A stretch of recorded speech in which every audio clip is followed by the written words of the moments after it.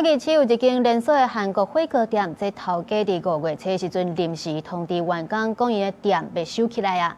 不過4月到5月，薪水到達攏還未發給員工，13個人加起來有超過50萬。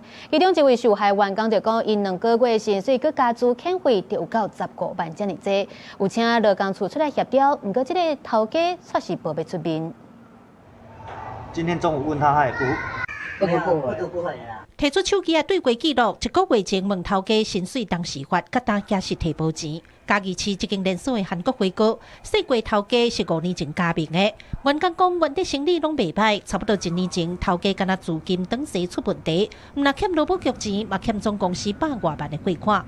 今年5月初，向通知公司車閘特別收起來，攏總13位員工，佮當包括4月、5月薪水，也有租客費，1仙都無提到，總金額超過50萬。老闆錢沒有發下來，那很多造成我們很多人都沒有辦法繳貸款、房貸跟那個租屋，生活上困難。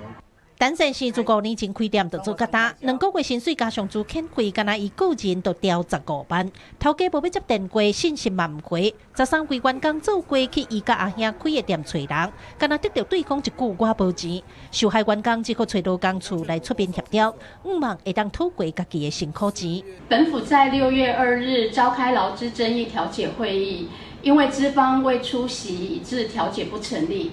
那在此呼籲資方拿出誠意，盡速出面來妥善處理。受害員工講，臨時臨要通知店要收，大家領無薪水，我趕緊找頭路，基本的生活開銷強要無在調維持。即擺生過頭家嫌甲無款人，就連調解過嘛無要出面調解，因真正毋知要安怎才好。